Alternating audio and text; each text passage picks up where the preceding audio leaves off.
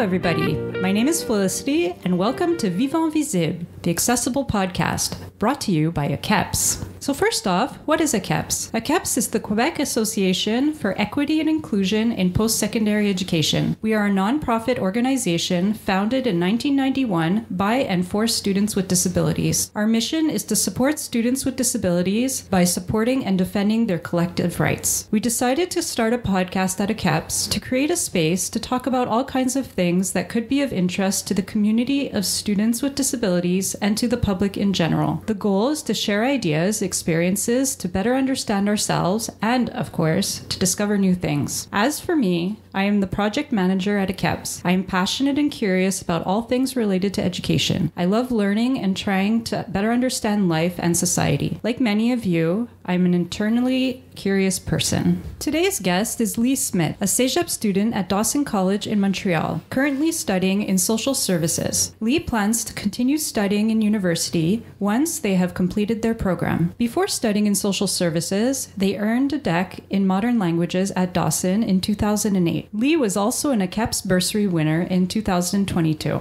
Hi, Leigh. Welcome. Hi. Thanks for having me. Yeah, it's great to meet you finally. Yeah.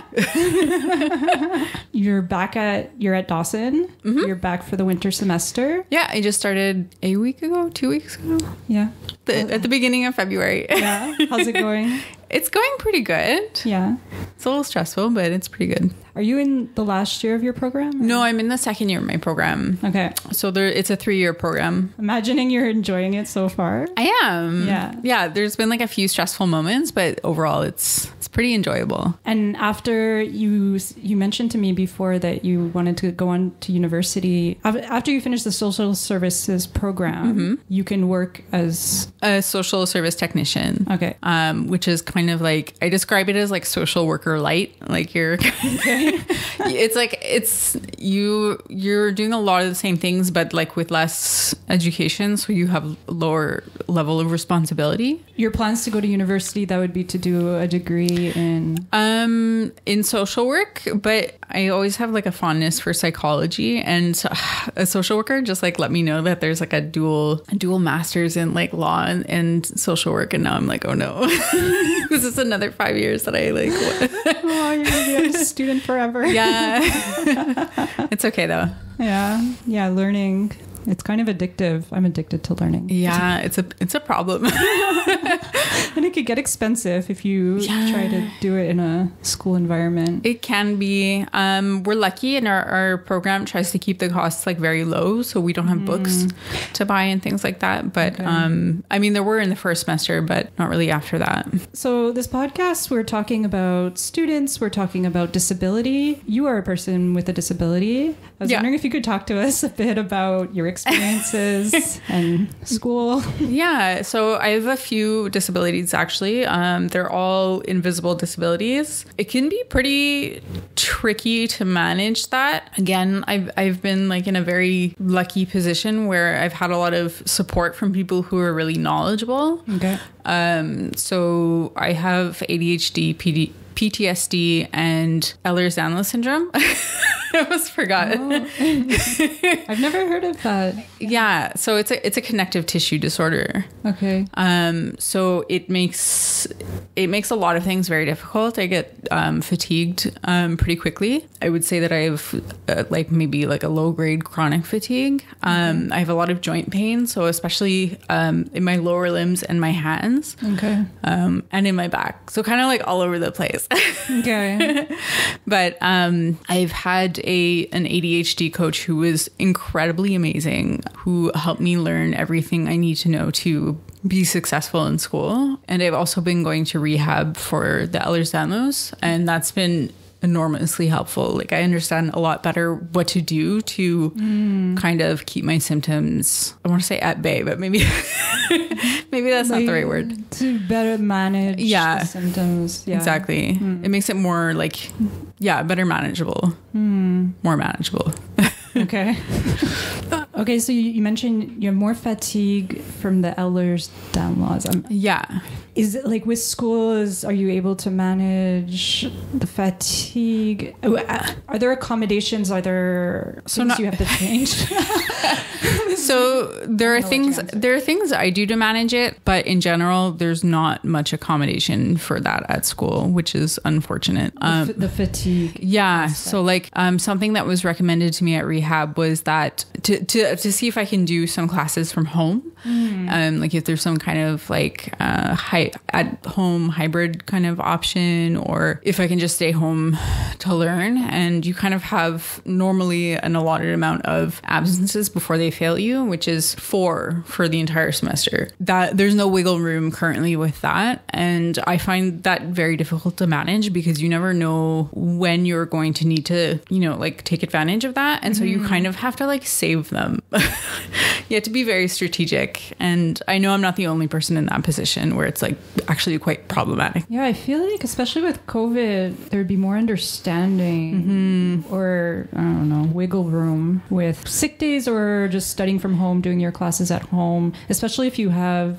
a diagnosed medical condition. Right. Yeah. So like, I mean, with COVID, the school was running during COVID from afar. So people were allowed to stay home and classes were online, which is not ideal, but it is to say that it is possible. They can do it. They will do it for the general population, just not for people with disabilities. Yeah, they won't, like, it sounds like they won't make the extra effort. I think people are willing to think about it, but I keep hearing things like those are the rules. That's just like the department's rules or whatever else it is. Like almost like they don't know quite where to put the limit, the limit. Yeah. Like, okay, we're going to allow these sick days. We want to be fair to everyone. We don't want to seem like we're giving too much. Like they just don't know how to put it, but yeah, it's a bit of a weird position for like everybody involved. I would say it's not easy to like to decide like what's the best route for that. But I know people are open to listening, but I don't know how much will be actually done about these kinds of things. Yeah, it's interesting. It's a topic that we're often discussing at AQEIPS. Just questions around services offered to students with disabilities in cegeps and universities. And yeah, to better define, there's a lot of discussion around like ADHD, anxiety, how to accommodate students with those issues. Yeah, where there doesn't seem to be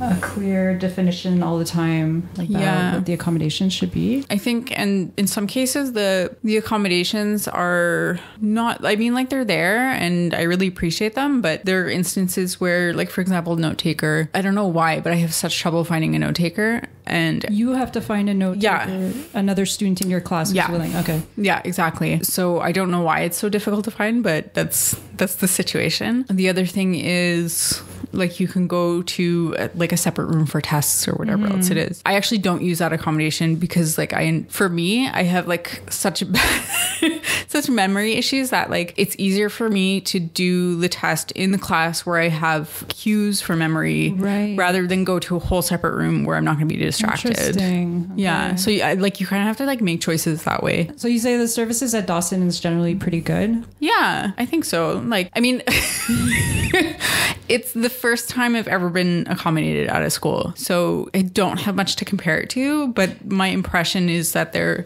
very caring about that kind of thing. During your previous deck in 2008, did you... I didn't even know that... Oh, you weren't... I didn't know accommodations were available to me. Oh, okay. I was diagnosed with ADHD as a child, and even then, like, I was never offered accommodations, and I'm now, like, a bit furious about that, but... It is what it is. Yeah, it's kind of shocking, although I'm not surprised because of all the stories I've heard. Yeah. Just the knowledge of disabilities, especially invisible disabilities, it seems it's taking some time to be understood and known. What are accommodations? I don't know. When I was working in teaching, there's a lot of confusion around accommodations and this idea. Teachers would sometimes worry that the student was like almost cheating if they had accommodations, which is ridiculous. It is ridiculous. I think everybody should be accommodated, to be honest. Yeah. At least it used to be quite discouraging. It's getting better, but like I remember even like forget cheating, but like I've had like teachers knew I was different, and I've had teachers like straight up look me in my eyes and be like, you don't belong in my class, and not teach to me. So like that was the experience like during childhood of school. So like it's actually like taking me a long time to like get back to school because of that. It's just kind of, it's heartbreaking that was the case. Yeah. And that it kind of is still the case. It low-key is. Pretty often, and I don't want to blame teachers. Teachers have a lot on their plate, but there's not enough support in schools to really take care of everyone. And then so this one teacher with the 30 students, you know, is trying to manage. But then, you know, students really suffer and it could affect them the rest of their lives. Yeah, it's also very easy to say, well, like if I spend any more time on this one kid, then I won't be able to teach the rest of the class. That's like another very common thing that people say, like systemic ableism. Yeah. Oh my goodness. Yeah. But yeah, if I ever went back to teaching, well, I have these ideas that I'll become education minister and change the world. But small classes, it should just be normal. No kid wants to sit. Who wants to sit in a class with like 25 other kids? It's a lot of people. It's a lot of people. Even if all the kids are like, you know, sitting at their desk doing their thing. But that's also weird. Like, you know, in the 1950s in those pictures. Oh my goodness. It's a little unnatural.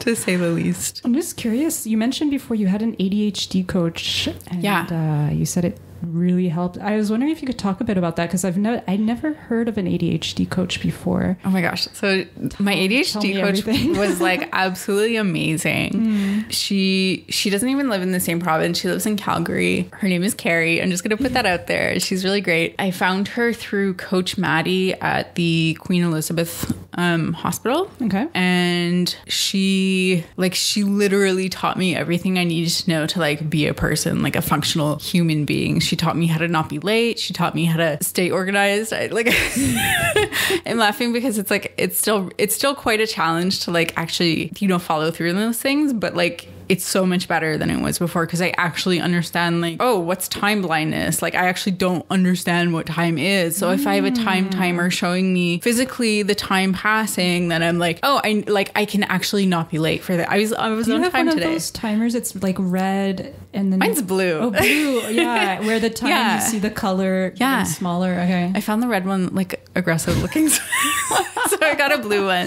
and it looks nice in my home. But yeah, I use it like all day, every day. Okay. She also taught me things like how to understand assignments, like what the teacher wants from you. And there's like a very specific way of like underlining and highlighting like the documents or whatever it is they give you so that you like actually understand, oh, she wants this. I can actually do that. Yeah. And like break it down and like schedule it. So it's like not all like at the last minute. Yeah. It's really good. Oh. And highly since recommend. you've had this coach, Maddie, her name is? No, my coach was named I found her through Coach Maddie. Right. So my coach's name was Carrie. Yeah. And yeah, I would like really recommend like an ADHD coach if anybody can like afford it. You can find ones that work on a sliding scale, so that it's easier for people without the means to like afford it. But yeah, they're quite expensive otherwise. So I have to say, like, just look for one who's like more accommodating in that way. I think, well, you're talking about it today. I think I've heard maybe one other person mention this. Maybe it's something that will become more common because it just seems like ADHD, for example, AQEIPS has a bursary program that you know about because you won one of the bursaries, I think 2 years ago. A lot of students writing us have an ADHD diagnosis. Yeah. I think I'm kind of like not surprised about that. I feel like that's happening because ADHD is like a particularly maligned disability in school.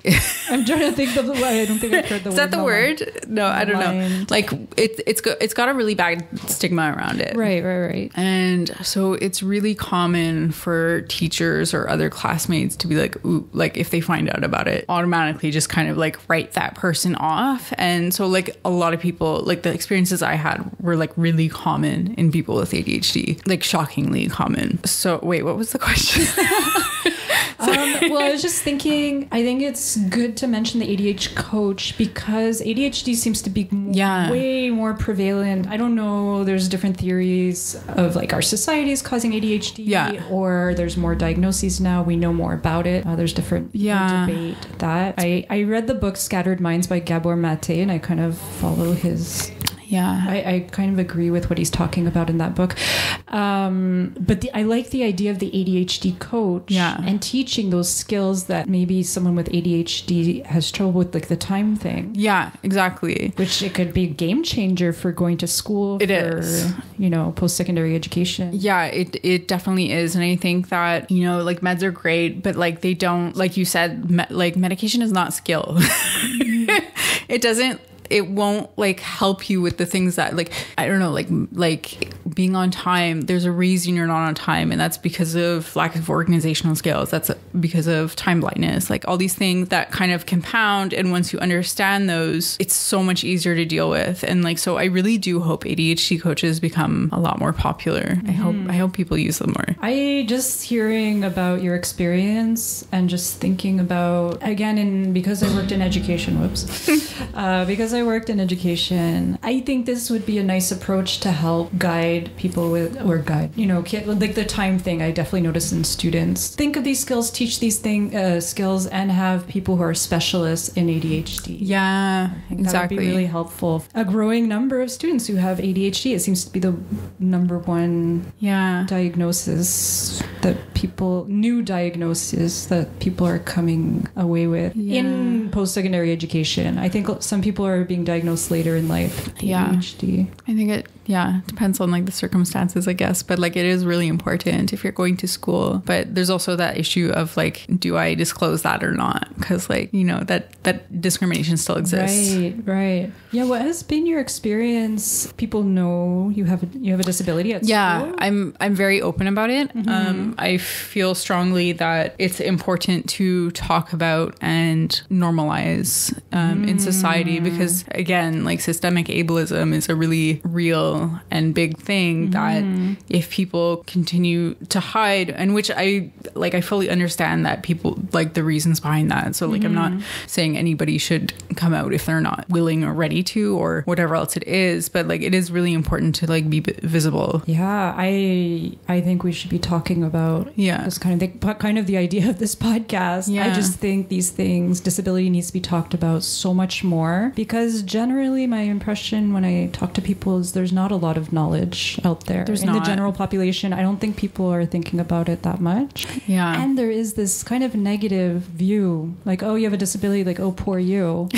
Like, no, you're just, I don't know, like my sister says, she's like, it's not disability, it's a different ability. It's just like being differently put together, like, which is absolutely fine. But it's, there is that, like, that pity and that kind of fear from other people. Like, I've actually had people come up to me, like strangers come up to me and be like, you need to pray to Jesus so you're fixed, like, because like you shouldn't be the way you are. I'm just like, oh my gosh, like, you know what's coming out of your mouth right now? Like, it's just, like that actually happens. And like, I don't even look very physically disabled. I just have a cane and like braces I put on my arms. You know what I mean? So I can't even imagine what the experience is for people who are visibly disabled. I talked to the director of AQEIPS a lot about this. He's in a wheelchair. He's quadriplegic. And people who talk to him like, oh my God, you're so brave. Kind of always talk to him in this cheery, you know, happy-go-lucky type of attitude, as if he needs cheering up, you know,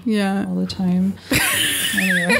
Which is ridiculous. Stefan is a very happy, go-lucky person on his own. Yeah. Okay. So you talk openly about your disability. Yeah. And you've had these experiences. Yeah. I'm like at a point where like I'm not taking it anymore. You know what I mean? So like I'm very visible because like I know my education was something that was taken from me because of that. And so I'm not putting up with that anymore. It's like, no, I'm here, I'm taking this, and you're going to treat me with respect. And my feeling is, even though the road is long, if people keep talking about it, eventually I think this message will catch on. Yeah, I think so. Yeah, just accepting basically its diversity of different human experiences and different human existence. But do you ever feel kind of tired?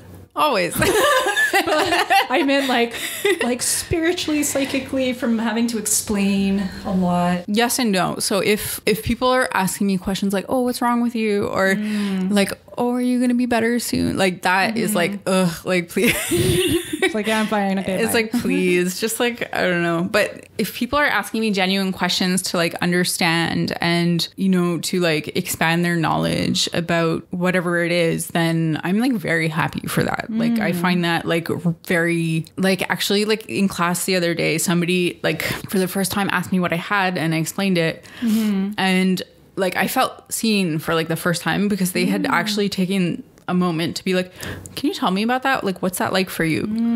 Instead of like making assumptions about what it's like for me. Okay. You know what I mean? Because I'm like pretty, I don't know, like I consider myself like a fun person and I'm like a risk taker and like all these things. And so when people come to me and they're like, you know, like they feel bad for me, it's like, you have no idea. I'm like, I have this whole plan to like climb out a window to like make this garden that don't tell my rehab center.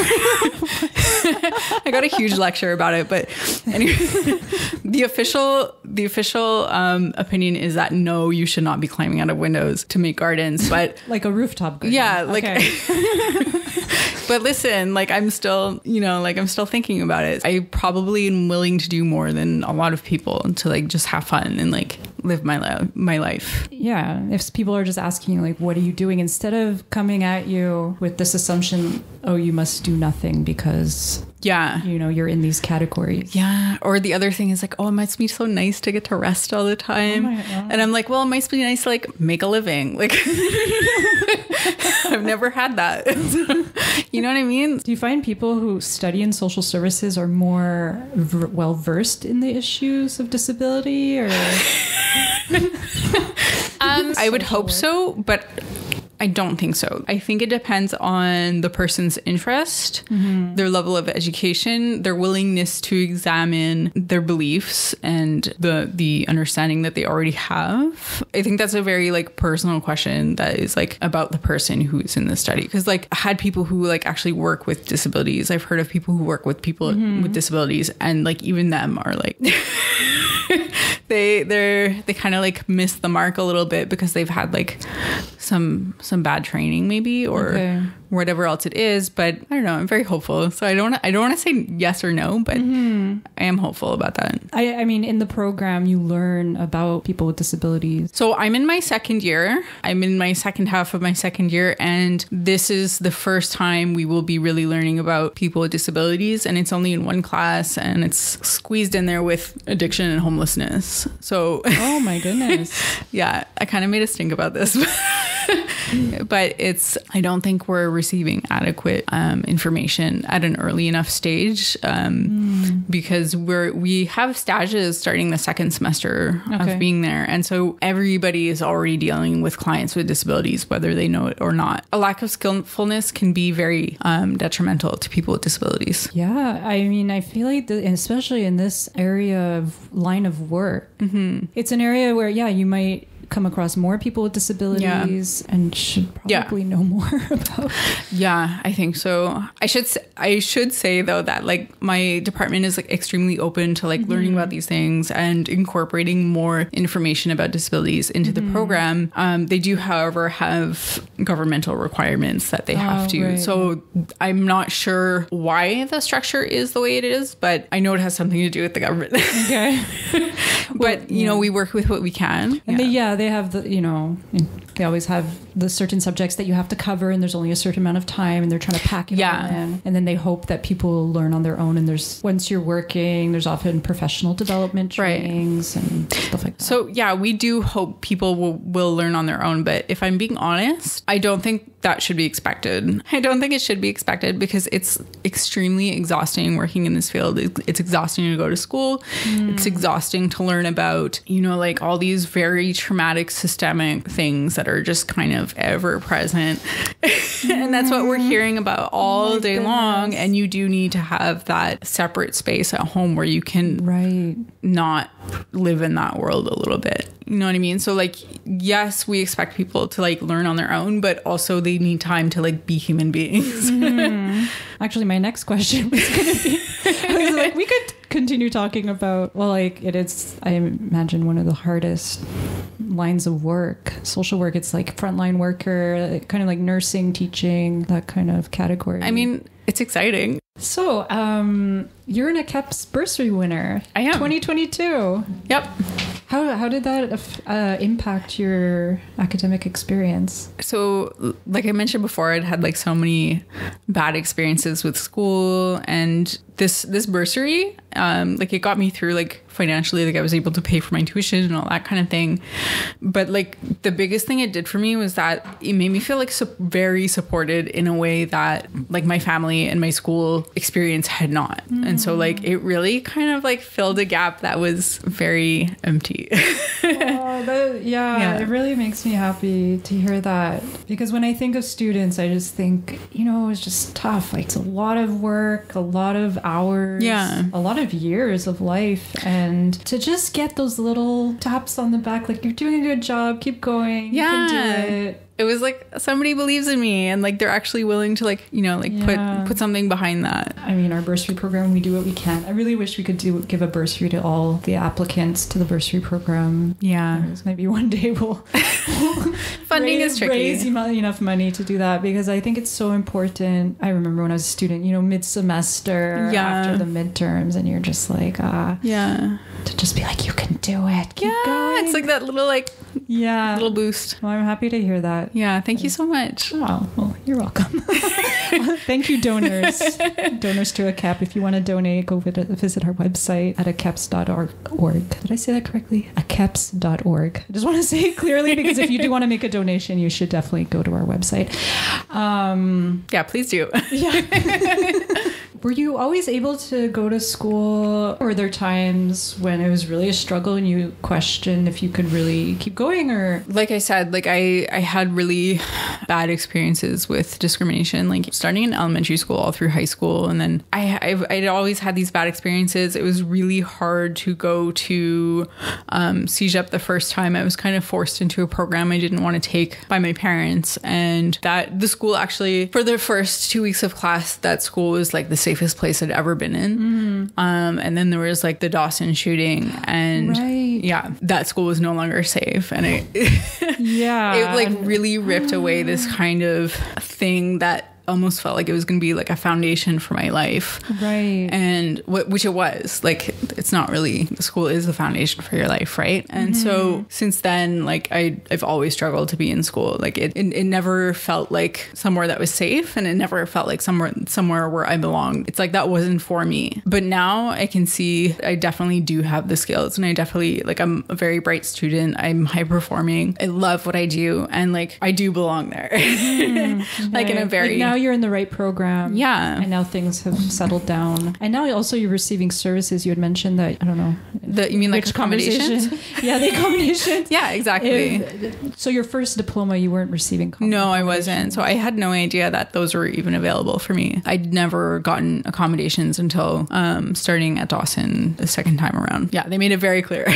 They made it very clear this time, which is great. Yeah, I'm curious about this because we just finished this research project with AQEIPS. It's a first part of a 3-part series, but just looking at different websites of different cegeps and universities and seeing what information is available about disabilities on the website, because some students with disabilities don't know that they can have services. Yeah. And anyways, so we feel that the information on the website should be like, here are some disabilities. If you're struggling with this, find out if you can access services, and so that students don't have to suffer through a whole degree without the accommodations that they need. Yeah, I think the setup as it is that you don't find out what accommodations are available to you until you're already in it. You should be able to be like, okay, like I can go in this and know that I will be supported, instead of being like kind of thrown into it and like hoping for the best. Like, you mean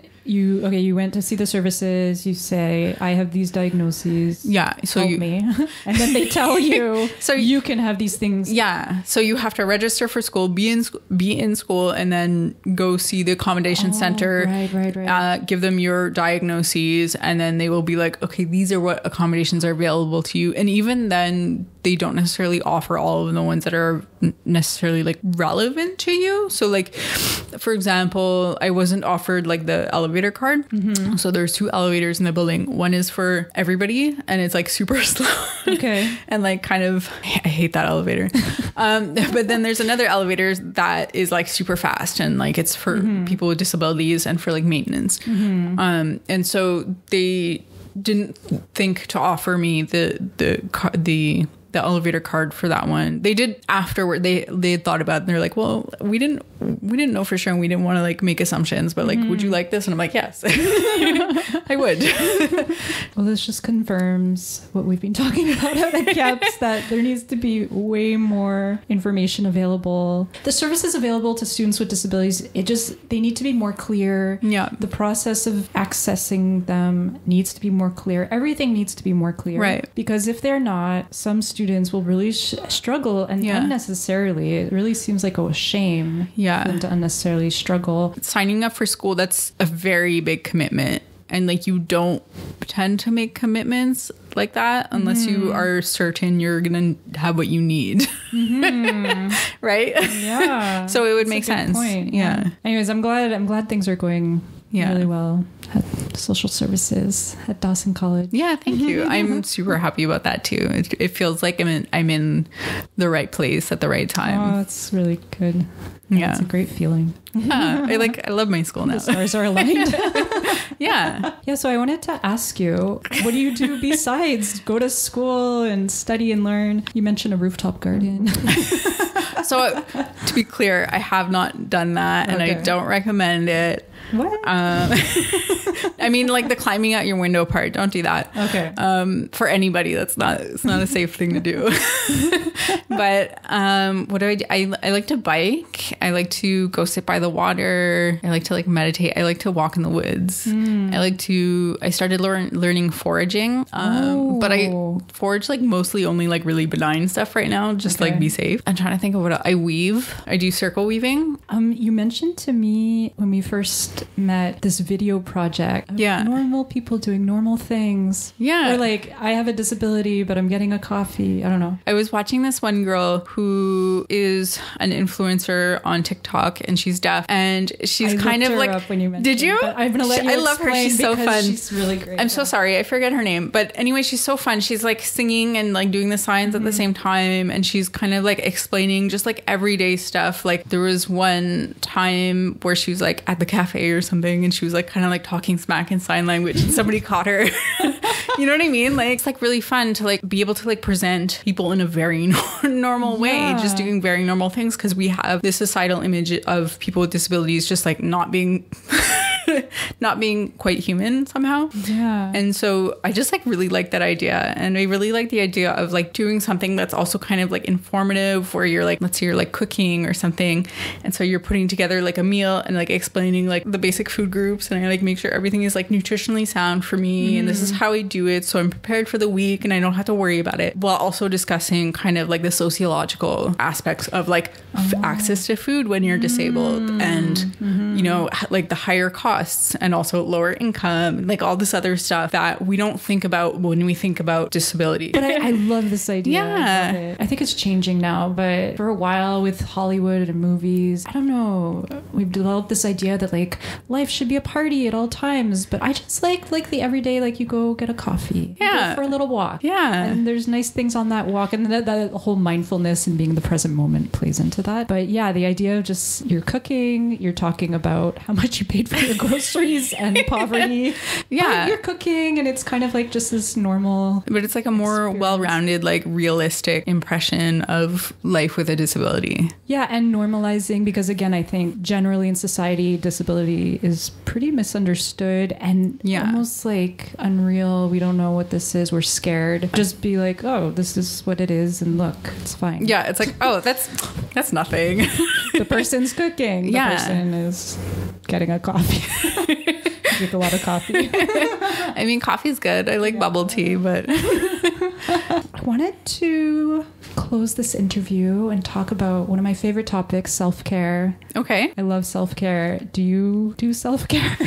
I do a lot of things for self-care, actually. Kind of part of like being a student in this field, like you really have to. Yeah. So I do meditation, I exercise, like I go swimming. Again, I'm like super fortunate. We have a sauna in my building. Oh my God. Yeah, it's like a dry sauna, and it's like, it's pretty good. I like it. You know, like preparing meals in advance, like weaving. Again, it's like very relaxing, and it's like very satisfying once you're finished a piece, and you know, reading. All kinds of things. You had mentioned that you had a candle that smells like a wood. Oh yeah. Fire, and I was like, I have to get myself one of those. Yeah. So like on days where I like really feel maybe like overstimulated or in like extra need of coziness, like I'll do this thing where I like turn off all the lights and I light a smoke scented candle, and I'll turn on the TV, like the fireplace. What is it? The birchwood log. Yeah. And so like it feels like I'm in front of the fireplace. Like when I was a kid, my dad used to make fires, and you like put a blanket on and you're like all super cozy. Sometimes I do it when friends come over and they're like, oh, this is amazing. Yeah, it's just the thought of it. I'm like, oh, yeah, I need to make a campfire right now. Yeah. Well, thank you so much for doing this interview, Leigh. Yeah, you're super welcome. It was great talking to you, and yeah, I wish you all the best of luck through the semester. Thank you. I hope it goes super smoothly, and I hope so too. Thank you.